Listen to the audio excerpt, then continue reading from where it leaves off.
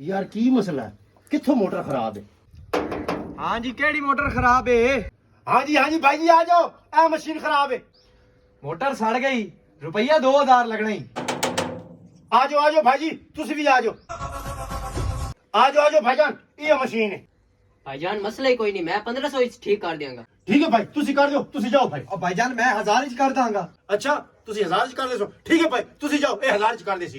भाईजान मैं 800 कर दियांगा। ठीक है भाई, ए 800 च कर रहा, तुसी जाओ। भाईजान मैं 500 च कर दांगा। 500 च कर देगा, ठीक है भाई तुसी जाओ, ए 500 च कर देगा। भाईजान मैं 400 कर दियांगा। मैं भाईजान 300 च कर दांगा। 300 मैंने वाड़ा कोई नहीं, इसी को काम करा लो। ठीक है तू जा।